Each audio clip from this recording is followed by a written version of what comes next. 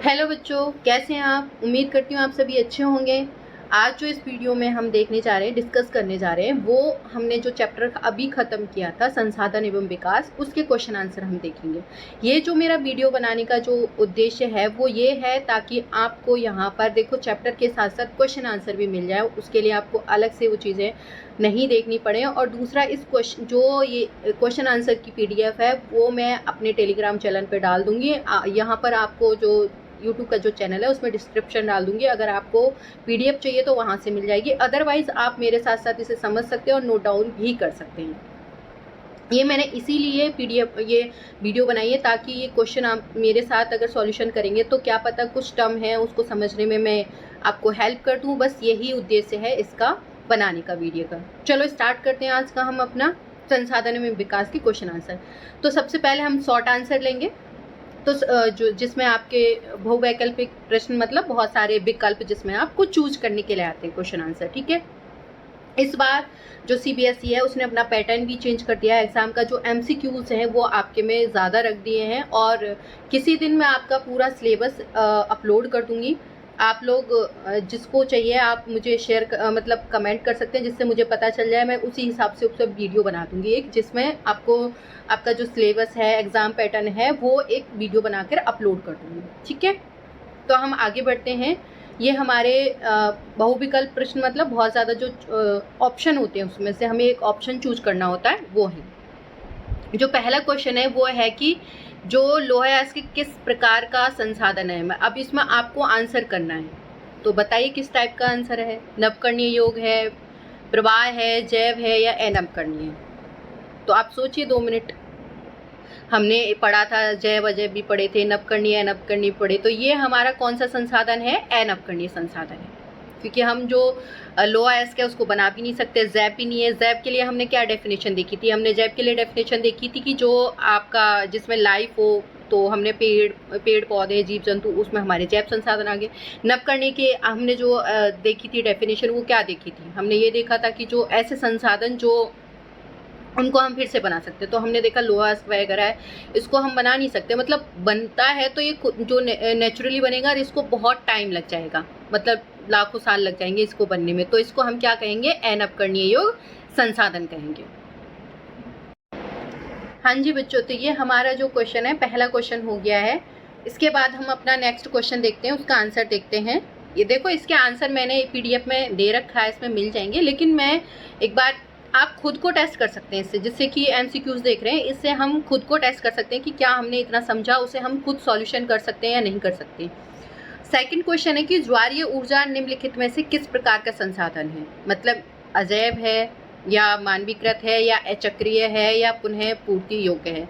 देखो, जो ज्वारीय ऊर्जा, सबसे पहले की जो ज्वारीय ऊर्जा है वो कैसे बनती है। मतलब जो आपके समुद्र में ज्वार भाटा आते हैं, एक्चुअल में क्या था कि जो आपके संसाधन वाला मैंने कहा था कि NCERT ने कुछ जो सिलेबस है रिड्यूस किया है, मतलब कुछ हटाया है। तो उन्होंने क्या किया था कि जो हम संसाधनों की बात कर रहे थे, बस इतना कि कितने टाइप के संसाधन हैं, बस उतना ही हमें देखा है, बाकी छोड़ दिया। मतलब NCERT ने हटा दिया वो वाला पार्ट, तो उसमें आपको डीप नहीं दे रखा। तो अगर हम डीप में जाके अगर पढ़ते हैं पर्टिकुलर एक एक संसाधन के बारे में, तो जो ज्वारीय ऊर्जा संसाधन है वो संसाधन देखो अजैव तो है नहीं, ठीक है। दूसरा, मानवीकृत भी नहीं है कि ज्वारीय ऊर्जा हमने एक तरह से जो समुद्र से बनती है, जो समुद्र में ज्वार भाटा होते हैं उससे हमें एनर्जी मिलती है, उससे हम ज्वारीय एनर्जी प्राप्त करते हैं। दूसरा, अचक्रीय की वो ये जो अचक्रीय भी नहीं है। चक्रीय मतलब ये कोई खत्म एक साथ, जैसे ये थोड़ी ना कि ज्वार भाटा आज ही आएंगे और कल खत्म हो जाएंगे समुद्र में, वो तो रोज आते हैं। तो फिर अब इनमें से ऑप्शन कौन सा बचा हमारा? तो ऑप्शन हमारा बचा कौन सा? पुनः पूर्ति योग्य संसाधन। तो ये हमारा कौन सा, इसका आंसर क्या हुआ? पुनः पूर्ति योग, क्योंकि हम फिर से इसको बना सकते हैं, फिर से जब मर्जी आए तब बना सकते हैं, क्योंकि जो समुद्र है उसमें तो ज्वार भाटे आते ही रहते हैं। तो इसका आंसर जो है, अच्छा पहले का मैंने टिक किया नहीं किया था, मैंने वैसे तो बता दिया था, टिक नहीं किया था। तो ये हमारा जो संसाधन है वो है हमारा नवकरणीय, सॉरी अनवकरणीय, यार सिट, ये हमारा है अनवकरणीय संसाधन। ठीक है, वापस से आ जाते हैं। हमारा जो थर्ड क्वेश्चन है, थर्ड क्वेश्चन कह रहा है, देखो ये क्वेश्चन मतलब मैं कह सकती हूँ CBSE बोर्ड का फेवरेट क्वेश्चन है। इसको बहुत बार उसने 1 लाइनर में पूछा है कि जो पंजाब में भूमि निम्नीकरण का निम्नलिखित में से मुख्य कारण क्या है, कि मतलब पंजाब में जो भूमि निम्नीकरण होता है वो कैसे होता है, मतलब क्या रीज़न है निम्नीकरण के। मैंने आपको बताया था कि जो भूमि निम्नीकरण के जितने भी रीज़न बताए थे वो स्टेट भी बताए थे कि कौन सा कहाँ पर जो है भूमि निम्नीकरण होता है। हमने ये देखा वन उन्मूलन कहाँ होता है, अति पशुचारण भी कहाँ होता है, ये सारा हमने देखा था। अति सिंचाई भी कहाँ होता है, तो इनसे जो भूमियों का जो निम्नीकरण होता है ये सारे हमने देखे थे। तो जो हम पंजाब में जो होता है भूमि का निम्नीकरण वो किसके थ्रू होता है, मैंने बताया था आपको कि वहाँ पर बहुत ज़्यादा सिंचाई की वजह से। क्यों, पहले क्या था कि जो पंजाब है ना, बहुत टाइम पहले जब ब्रिटिशर्स नहीं आया तो उससे पहले की हम बात करते हैं, तो जो पंजाब था वहाँ पर इतनी खेती नहीं होती थी। वो एरिया कैसा था, रेगिस्तानी एरिया था, मतलब उपजाऊ ज़मीन नहीं थी या पानी की कमी थी, तो वहाँ पे फसल वगैरह नहीं होती थी। जब ब्रिटिशर्स थे उन्हें रेवेन्यू मिलता था, मतलब जो ये आपको लगान वगैरह मिलता था। अब वो क्या है, खेती को स्प्रेड करने लगे थे, फैलाने लगे थे, तो उन्होंने पंजाब और इधर हरियाणा साइड क्या किया, नहरें निकाल दी, मतलब नहरों का व्यवस्था अरेंजमेंट कर दिया। तब से क्या है, यहाँ पे बहुत ज़्यादा खेती होने लगी और उस वजह से कि साल में बहुत सारी फसलें लेने की वजह से, ज़्यादा प्रोडक्शन की वजह से, उत्पादन की वजह से यहाँ सिंचाई में बहुत ज़्यादा पानी का यूज़ होने लग गया। तो यहाँ पर जो आपका भूमि निम्नीकरण होता है वो किससे होता है, अधिक सिंचाई करने से।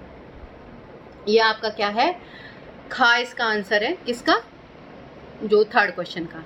अगला क्वेश्चन है हमारा, कह रहा है कि निम्नलिखित में से किस प्रांत में सीढ़ीदार खेती की जाती है, मतलब जो ऐसा कौन सा स्टेट है, प्रांत है जहाँ पर हमने कल ही, और ये तो फ्रेश है कि हम कल ही पढ़ रहे थे कि किधर मतलब ये सारी चीज़ें मिलेंगी कि सीढ़ीदार जो है खेती की जाएगी। अब कहाँ करोगे आप, पंजाब में करोगे, प्लेन एरिया में मतलब सीढ़ियाँ बनाओगे, उत्तर के मैदान में बनाओगे, प्लेन एरिया में हरियाणा बनाओगे, उत्तरांचल में बनाओगे, कहाँ बनाएंगे। तो ऑब्वियस सी बात है, सीढ़ीनुमा कहाँ जरूरत थी, हमने देखा जहाँ हिल स्टेशन है वहाँ पर जरूरत थी। तो इन सब में कौन सा है ये, बाकी तो आपके प्लेन एरिया है, मैदानी एरिया है, तो आपका जो कौन सा है बचता है, एक ही घा जो आपका उत्तरांचल है वहाँ पर क्या है, पहाड़ी एरिया है, यहाँ पर सीढ़ीनुमा हम जो है खेती बना करके वहाँ पर खेती करते हैं। अगला क्वेश्चन है, इनमें से किस राज्य में काली मृदा पाई जाती है, कि मतलब ऐसा कौन सा स्टेट है जहाँ पर आपको काली मृदा मिलेगी। जम्मू एंड कश्मीर में काली मिलेगी, नहीं मिलेगी, वहाँ पे तो बनी मृदा मिलेगी।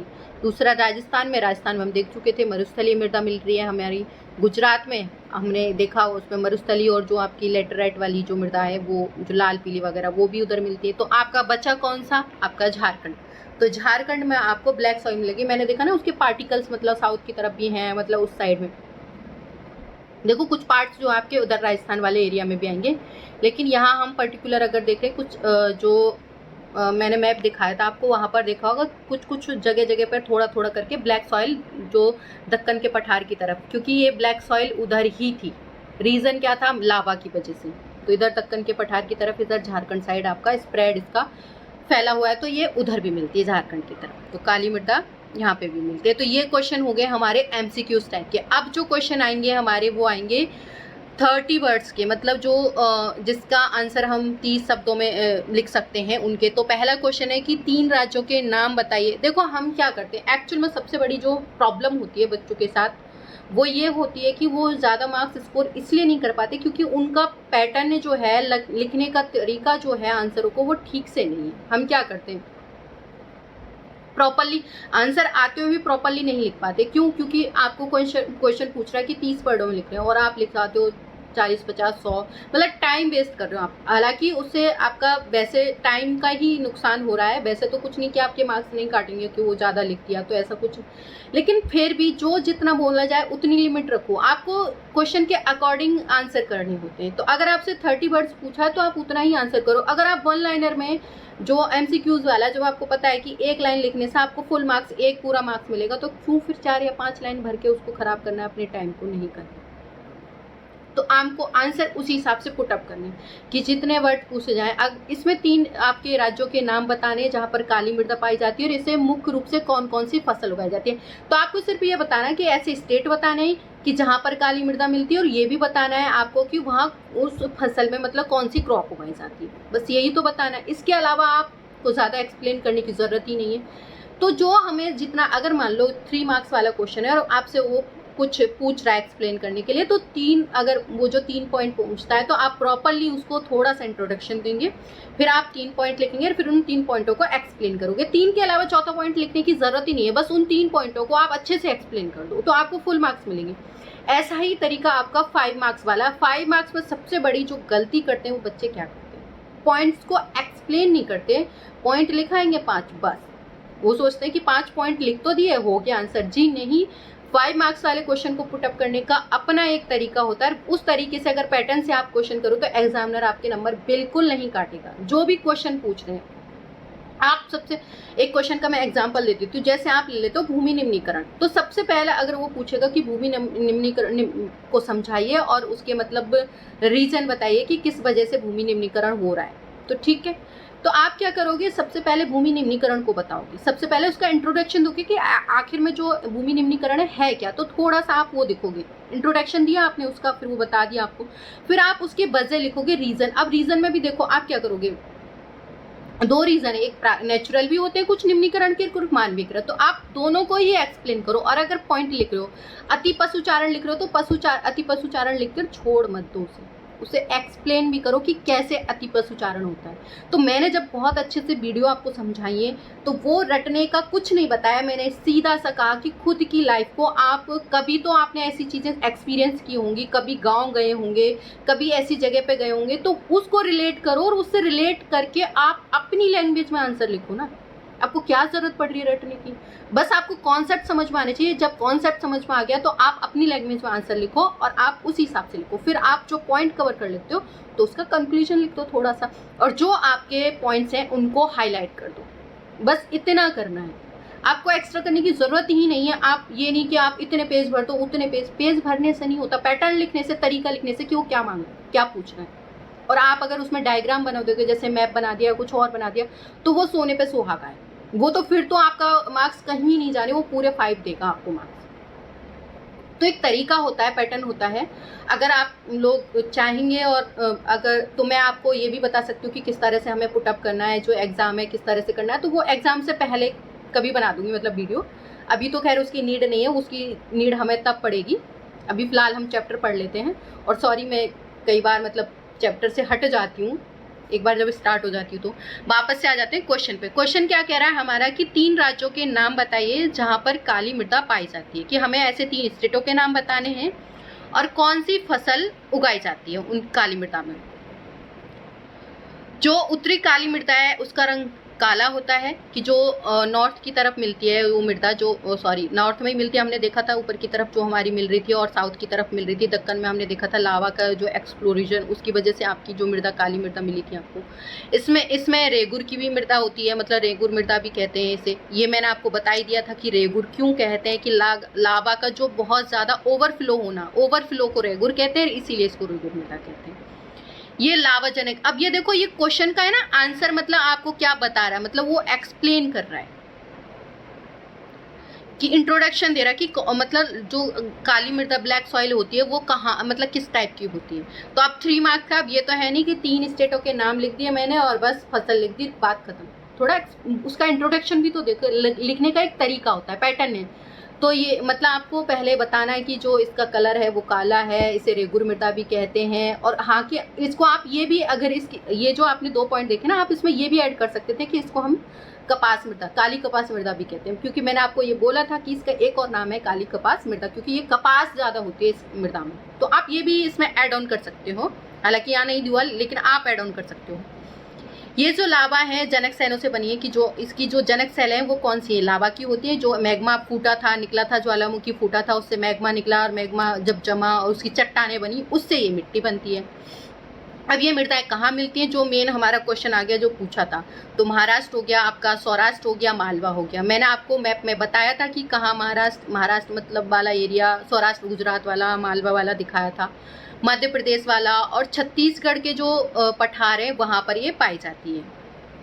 अब पूछा तो 3 था, ये और भी लिख दिया तो कोई बात नहीं, मतलब आप इतना लिख सकते हो, लेकिन कम से कम 3 तो होने चाहिए आपके। ज़्यादा हो जाए कोई बात नहीं, लेकिन 3 कम से कम होने चाहिए। काली मृदा जो है वो कपास की खेती के लिए, देखो एक तो नाम ऐसे ही याद हो जाएगा कि आपको काली मृदा में जो कपास पैदा की जाती है, क्योंकि इसका दूसरा नाम ही काली कपास मृदा है। कपास मृदा के लिए उचित होती है, काली कपास मृदा के नाम से भी जान। देखो ये लाइन यहाँ मेंशन हो गई, ठीक है। जो पूर्वी तट के नदी डेल्टा है, मैंने कहा था कि ये जो, हाँ जी बच्चों, हमारा जो नेक्स्ट क्वेश्चन है वो है पूर्वी तट के नदी डेल्टाओं पर किस प्रकार की मृदा पाई जाती है। इस प्रकार की मृदा की 3 प्रमुख विशेषताएं क्या हैं। कि जो पूर्वी तट है, जो पूर्वी तट की तरफ क्या है, हमने देखा कि जो नदी डेल्टा है, जो पूर्वी तट है, जैसे आपका 1 मिनट देखो, मैप पे मत जाना, मैं इतने अच्छे से नहीं बना पाऊंगी, बस हाँ थोड़ा सा एक्सप्लेन करने के लिए बना रही हूँ, बस जिससे कि आपको पूर्वी तट समझ में आ जाए, ठीक है।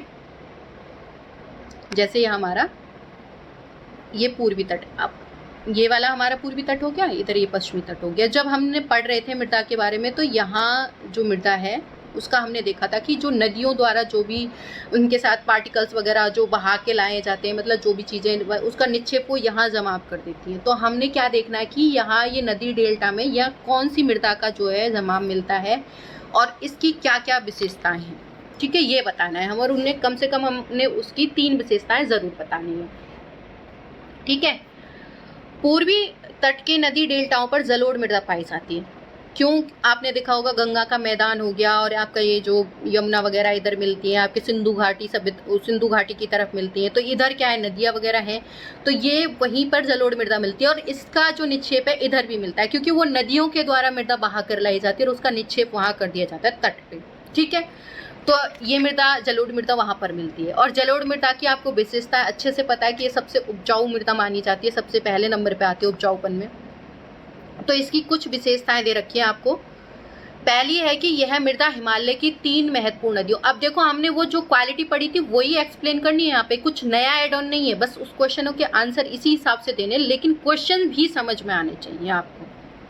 तो इसको याद रखते हो, देखो जब बात डेल्टा की आती है ना, तो आप सीधा याद रखा करो कि जो नदियों के द्वारा बहा कर लाना और एक निक्षेप कर देना, तो हमने सीधा समझाएंगे कि अच्छा हमने कौन सी मृदा में हमने नदियों का बारे में पढ़ा था कि उनकी नदियों के मैदान है, वहाँ पर ये मृदा मिलती है, ऐसे तो एकदम से रिकॉल हो जाएगा। तो एक चीज़ों से कनेक्ट किया करो, तो आपको आंसर रटने की जरूरत नहीं पड़ेगी। तो ये मृदा हिमालय की 3 महत्वपूर्ण नदी तंत्रों सिंधु, गंगा और ब्रह्मपुत्र नदियों के द्वारा लाए गए निक्षेप से बनती है। उनके द्वारा जो बहा करके निक्षेप लाया जाता है, जो भी मतलब पार्टिकल्स होते हैं, टुकड़े वगैरह जो भी चट्टानों के या जो भी होता है, उससे उसके निक्षेप मतलब जमाव से बनती है। जो जलोढ़ मृदा है उसमें रेत भी होती है, मतलब बारीक रेत होती है, सिल्ट भी होती है, उसमें मृतिका के विभिन्न अनुपात में, मतलब सबकी क्वालिटी उसमें मिलती है, मतलब सारी चीज़ें उसमें इंक्लूड होती हैं। जैसे जैसे हम नदी के मुहाने से घाटी की ओर बढ़ते हैं, तो मृदा के कणों का आकार बढ़ता जा रहा है। देखो जो नदी के किनारे के पास है, आपको ये जो पार्टिकल्स है ना, रेत के, सिल्ट के, मृतिका के, वो बहुत महीन मिलेंगे और बहुत ज़्यादा मतलब कल्टीवेटेड, मतलब बहुत ज़्यादा उपजाऊ मिलेंगे पास वाले, क्योंकि वहाँ मृदा की नई लेयर जम रही होती है। हमने खादर और बांगर पढ़ा था, जो बांगर थी हमारी जो पुरानी जलोढ़ मृदा कहते हैं, और खादर जो नई वाली, तो वो जो आसपास वाले एरिया में खादर मिलेगी, वो उपजाऊपन, उसमें उपजाऊपन ज़्यादा होता है, जलोढ़ आपकी जो बांगर है उसमें कम होता है। तो आप देखोगे जैसे जैसे ये इससे दूर जाते जाते हैं हम, मतलब नदी डेल्टा से आगे की तरफ बढ़ते जाते हैं, तो वहाँ पर क्या होता है, आपके जो पार्टिकल्स हैं, जो मिट्टी के कण हैं, उनमें क्या है, साइज बढ़ती चली जाती है, वो कण मोटे होते चले जाते हैं, जो कभी बाढ़ के थ्रू या कैसे बहाकर जो गए होंगे तब, क्योंकि वो पुरानी है। जलोढ़ मृदा बहुत उपजाऊ होती है, ये हम पहले ही, मैंने शुरुआत में ही बता दिया था आपकी, सबसे ज़्यादा उपजाऊ होती है। जो अधिकतर जलोढ़ मृदा है उसमें अब कौन कौन सी चीज़ें मिलती हैं, जैसे पोटास हो गया, आपका पोटास मिलता है, फास्फोरस होती है, चूना युक्त भी होती है। तो इसमें इनको अब इसमें इनकी वजह से, मतलब ये क्वालिटी की वजह से, इसमें गन्ना हो गया, चावल हो गया, गेहूँ हो गया, तथा अन्य जो आपके अनाज और दलहन फसलों की खेती के लिए क्या है, उपयुक्त होती है। मतलब ये गेहूँ, चावल, गेहूँ और ये तो आपके गन्ने, ये तो है ही इम्पोर्टेंट, लेकिन और भी आपकी जो दलहन, मतलब जो दाल है वगैरह आप उगाते हो, उनकी फसलें उगाते हो, उनके लिए भी ये उपजाऊ मतलब मृदा है, ये जलोढ़ मृदा। अधिक उपजाऊपन के कारण, कि मतलब जो जलोढ़ मृदा है उसमें बहुत अधिक उपजाऊपन के कारण मृदा वाले क्षेत्रों में गहन कृषि की जाती है। मैंने इसको थोड़ा सा आपको बताया था कि गहन कृषि क्या होती है, कि गहन कृषि में क्या है कि आप खेती के साथ साथ पशुपालन भी कर सकते हो। तो लोग जहाँ रहते हैं, मतलब उनकी जनसंख्या ज़्यादा होती है, तो खेती से उनका गुजारा नहीं हो पाता, तो पॉपुलेशन ज़्यादा होने की वजह से, वहाँ एरिया की वजह से, तो लोग क्या करते हैं, साथ के साथ जो क्रॉप्स तो उगा ली, फिर उसके बाद क्या वो बचता है, मतलब उसका डंठल वगैरह तो क्या है, जानवरों के काम में आता है, ऊपर से जानवर उनको दूध दे देते हैं, तो वो दोनों ही चीज़ें हो जाती है। तो मतलब वो गहन कृषि में आपका कुछ फसल क्रॉप्स बच जाती है, उसका थोड़ा वो बेच भी देते हैं। तो इस टाइप से मतलब जो गहन कृषि है इसमें दोनों ही चीज़ें इंक्लूड होंगी। जब हम कृषि के बारे में पढ़ेंगे, एग्रीकल्चर वाला चैप्टर जब पढ़ेंगे, खेती वाला जो चैप्टर है कृषि वाला पढ़ेंगे, तब उसमें हम अच्छे से इसको और एक्सप्लेन। सॉरी बच्चों, थोड़ा बीच में कुछ इशू हो गया था, हम फिर से वापस से आ जाते हैं। अगला जो क्वेश्चन है हमारा है, पहाड़ी क्षेत्रों में मृदा अपरदन की रोकथाम के लिए क्या कदम उठाने चाहिए, कि हम जो पहाड़ी क्षेत्रों में मृदा अपरदन होता है वहाँ कैसे रोक सकते हैं मृदा के अपरदन को, तो उसके लिए कौन कौन से कदम उठाने चाहिए हमें। इसके बारे में जो कल मैंने लास्ट टॉपिक आपको अपलोड किया था उसमें सारा कुछ दे रखा है, मृदा अपरदन की रोकथाम और उसके लिए दे रखा है। तो उसमें मैंने एक्सप्लेन भी किया था, आपको बताया भी था कि किस तरह से हमने जो एक तो समुच्च रेखीय बताया था, इस तरह से आपका जो पहाड़ है उस पर इस तरह से समुच्च रेखाएं बनाकर, एक हमने सीढ़ी नुमा जैसे आपका, जैसे इस तरह से आपका पहाड़ है उस पर सीढ़ी नुमा इस तरह से बना के और खेती करके हम क्या कर सकते हैं, संरक्षण कर सकते हैं, जो मृदा कटाव है वो रोक सकते हैं। इस तरह से फिर भी हम देख लेते हैं, है वही एक्सप्लेन उन्हीं को करना है, पॉइंट्स वही हैं, बट उनको एक्सप्लेन करना है एज ए आंसर फॉर्म में। मृदा के कटाव और उसके बहाव की प्रक्रिया को मृदा अपरदन। देखो मैंने जो आपको शुरुआत में समझाया था कि आंसर कैसे लिखने हैं, सेम वही पैटर्न आ रहा है। पहले इंट्रोडक्शन दे रहे हैं कि एक्चुअल में मृदा अपरदन होता क्या है, फिर आपको पॉइंट एक्सप्लेन किए जा रहे हैं। तो उसी तरह से आपको करना है कि मृदा के कटाव और उसके बहाव की प्रक्रिया को हम क्या कहते हैं, मृदा अपरदन कहते हैं। विभिन्न मानवीय तथा प्राकृतिक कारणों से मृदा अपरदन होता रहा है, कि मतलब कुछ रीजंस तो नेचुरल है, प्राकृतिक है, और कुछ क्या है मानव जनित है कि मनुष्य के द्वारा। तो उनसे आपका क्या होता जा रहा है, मृदा का कटाव अपरदन होता जा रहा है। पहाड़ी क्षेत्रों में मृदा अपरदन की रोकथाम के लिए, कि मतलब जो पहाड़ी एरिया है वहाँ पर मृदा अपरदन की रोकथाम के लिए हमने निम्नलिखित तरीके अपनाए हैं। वो तरीके कौन कौन से वो हम बता देते हैं। तो पहला है, पर्वतीय ढालों पर समुच्च रेखाओं के समानांतर हल चलाने से ढाल के साथ जल बहाव की गति घटती है, इससे समुच्च जुताई कहा जाता है। समुच्च रेखीय जुताई मैंने आपको बताया था, कल बताया था कि जैसे आपका ये माउंटेन हो गया, ठीक है, यहाँ पर अब जैसे मैंने कहा था कि इस तरह से ऐसे आप ये समुच्च रेखाएं अगर बनाओगे, इस तरह से जुताई करोगे, मतलब इस तरह से होगा। जैसे आपका यहाँ पर आपने जुताई कर ली, ठीक है, यहाँ खेत बो दिया, यहाँ पर जुताई कर ली, इस तरह से यहाँ मतलब कर ली, अपोजिट में आप करते जाओगे तो यहाँ से आप क्या होगा, या तो जो पानी का बहाव होगा तो यहाँ जो पेड़ों की वो हैं उनसे क्या है कि वो उसकी स्पीड कम होती चली जाएगी पानी के बहाव की, तो वो धीरे धीरे स्लो में जब जाएगा तो अपने साथ बहाकर बहुत कम पार्टिकल लेके जाएगा, और जिससे क्या है जो यहाँ पर भी जमा होती रहेगी उनकी जड़ों में मिट्टियाँ, तो यहाँ भी रुकती रहेगी पूरी, मतलब यहाँ नहीं जाके रुकेगी। अगर आपका पहाड़ ऐसे होगा और यहाँ से पानी बह के आ रहा है, सीधा बह के आएगा, यहाँ अगर इसको कहीं रुकावट ही नहीं मिली तो वो सारी जो मिट्टी यहाँ ला के जमा कर देगा। तो करनी है तो यहाँ करो, यहाँ तो आपको खेती नहीं सकती। लेकिन अगर आप इस तरह से जुताई करोगे तो यहाँ भी रुक रहा है पानी, यहाँ भी रुक रहा है पानी, यहाँ भी रुक रहा है पानी, तो यहाँ रुक के क्या है, वो मिट्टी का जमाव भी कर रहा है, खेती भी हो रही है, वो एक साथ के भी नहीं आ रहा है, स्पीड भी कम हो रही है। तो इस तरह से भी हम क्या है, खेती कर सकते हैं। ये आपकी समुच्च रेखीय हो गई। तो पहला पॉइंट ये हो गया कि हम ये कर सकते हैं। दूसरा है, पर्वतीय ढालों पर सीढ़ीदार खेत बना करके अवनालिका अपरदन को रोका जा सकता है। पश्चिम और मध्य हिमालय में सोपान अथवा सीढ़ीदार खेती कृषि काफ़ी विकसित है। मतलब सीढ़ीदार बता देती हूँ, जैसे आपने यहाँ ये पहाड़ हो गया, ठीक है, तो हम क्या कर सकते हैं, मतलब जैसे अब ये यहाँ से इस चोटी से सीधा आएगा या तो पानी का बहाव इस तरह से, लेकिन हम क्या करेंगे, जैसे यहाँ हमने कुछ बना दिया, मतलब खेत टाइप का बना दिया, यहाँ पे सीढ़ी टाइप का, तो एक स्टेप बन गया, फिर इससे थोड़ा सा और नीचे आके यहाँ हमने खेत बना दिया, ठीक है, फिर और नीचे आके, तो ये ऐसे जब पानी ऐसे स्टेप बाई ऐसे नीचे आएगा तो उसकी स्पीड भी कम हो जाएगी, और दूसरा यहाँ पर भी खेतों में जो है उसको पानी भी भरा हुआ मिलेगा। यहाँ पर आप पेड़ लगा सकते हो जिससे कि पानी की जो जड़ें हैं वो रोक के रखे मिट्टी को इस तरह से, और उसमें पानी भी भरा हुआ मिलेगा। तो इसीलिए आपने देखा हो जो पहाड़ों में चाय के बागान वगैरह मिलते हैं, क्योंकि उनमें थोड़े टाइम तक के लिए पानी होना भी चाहिए और बह के भी जाता है, तो उस हिसाब से वहाँ पर वो खेती की जाती है। पर्वतीय क्षेत्रों में कृषि द्वारा मृदा अपरदन को रोका जा सकता है।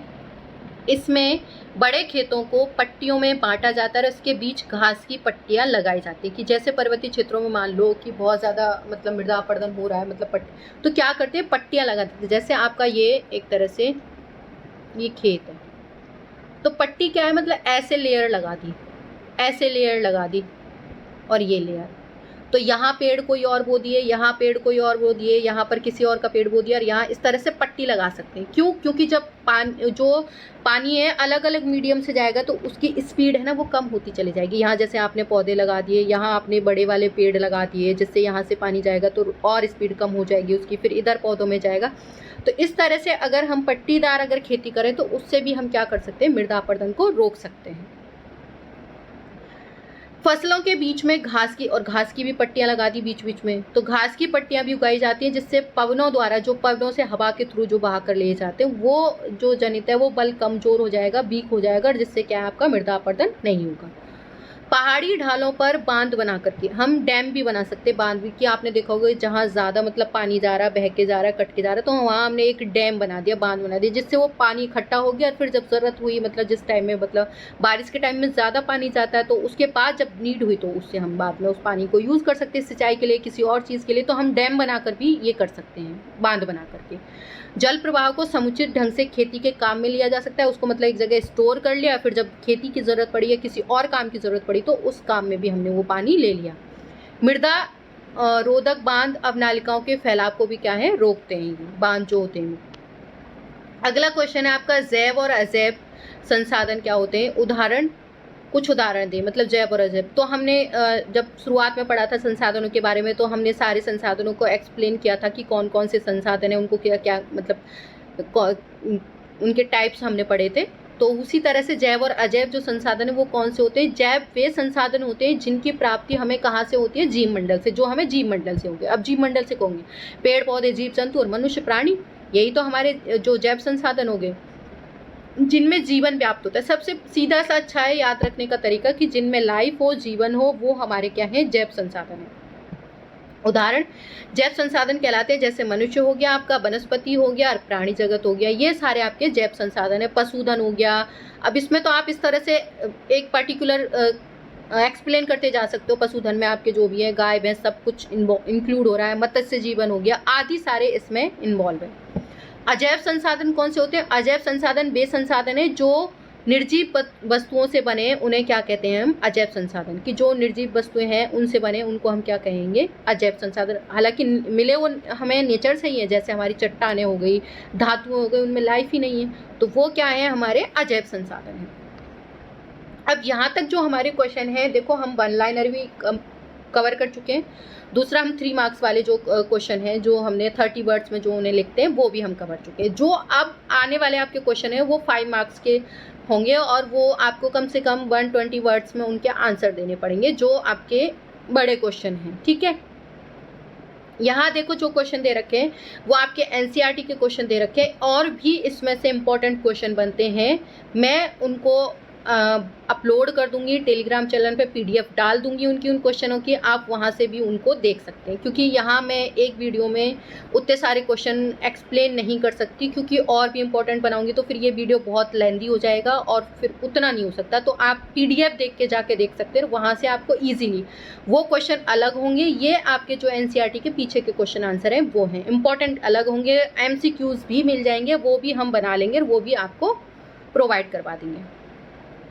पहला क्वेश्चन है, भारत में भू उपयोग प्रारूप का वर्णन करें। कि जो हम अब क्वेश्चन क्या कह रहा है, वो ये कह रहा है कि जैसे जिस तरह से भारत में भूमि डिस्ट्रीब्यूटेड है, बटी हुई है, वो बताएं, उसका वर्णन करना है आपको। और जो 1960 से लेके 61 के जो वन अंतर्गत क्षेत्र हैं उसमें महत्वपूर्ण वृद्धि नहीं हुई है, इसका कारण भी बताना है। कि जो 1960 या 60 तक जो वन थे उतने ही है, उसमें ज़्यादा मतलब बड़े नहीं, वन का मतलब एरिया नहीं बढ़ा, उसका रीज़न भी बताना है कि क्या है रीज़न, ये आपसे क्वेश्चन पूछ रहा है आंसर। तो पहले जो हमें ये बताना है कि कितने डिस्ट्रीब्यूटेड, जो हमने पढ़ी थी ना कि इतनी बंजर भूमि है, पर्दी छोड़ना, ये सब कुछ इस क्वेश्चन में आएगा, ठीक है।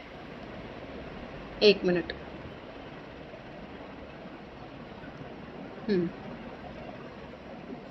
तो यहाँ आपका दे रखा है कि जो भारत में भू उपयोग है वो अलग अलग कार्यों में किया जाता है।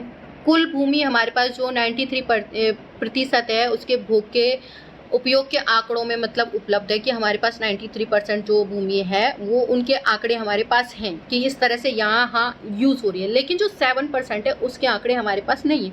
उसका रीज़न भी मैंने आपको जब चैप्टर स्टार्ट किया था बता दिया था। उसका रीज़न ये है कि कुछ एरिया तो हमारे जो ईस्ट वाला एरिया आता है, जो आपके कुछ चीन वगैरह से वो है, और कटाफटा सा आपको जो पूर्व ईस्ट वाला एरिया आता है, तो जिससे हमें आइडिया ही नहीं लग पाता कि मतलब कितना एरिया कवर है, और उस पर कब्जा भी है चीन और इनका। इधर आपको आ जाओ पाकिस्तान वगैरह, जो जम्मू एंड कश्मीर वाला वो भी उन्होंने कब्जे में ले रखा, तो उससे हमें पता ही नहीं है, आइडिया ही नहीं है कि कितना कवर है। तो वो 7% जो हमारा है वो उधर चले जाता है, इसलिए उसका हमारे पास कोई आंकड़ा नहीं है। जो फिक्स आंकड़े हैं हमारे, तो वो 93% के हैं आपके पास। तो कुल प्राप्ति भूमि में से हमने जो 46.6 भूमि है वो भूमि शुद्ध बोए गए क्षेत्र के अंदर आती है। तो शुद्ध बोया गया क्षेत्र वो क्षेत्र होता है जहाँ पर हर साल खेती हो रही है। उसमें वो चीज़ें इंक्लूड नहीं है जो हमने पढ़ी थी कि 5 साल तक पड़ती पड़ी हुई है, वर्तमान पड़ती और ये पड़ती वो पड़ती, वो नहीं है। इसमें वो है जो आपको बोई जा रही है फसल, वो है कि प्रॉपर जिस पे फसल क्रॉप्स उगाई जा रही है वो वाला एरिया है, फसल बोई जा रही है।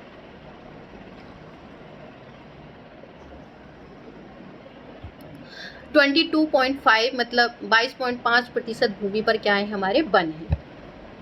13.8% भूमि हमारी क्या है, बंजर है और कृषि अयोग्य भूमि है, उस पर हम खेती नहीं कर सकते। ठीक है, ये भी एक्सप्लेन करना है आपको।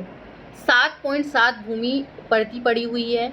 4.8 जो प्रतिशत भूमि है उस पर क्या है, हमारे चारागाहें, जो जानवर वगैरह, जो हमारे कैटल वगैरह चरते हैं, मवेशी वगैरह, वो।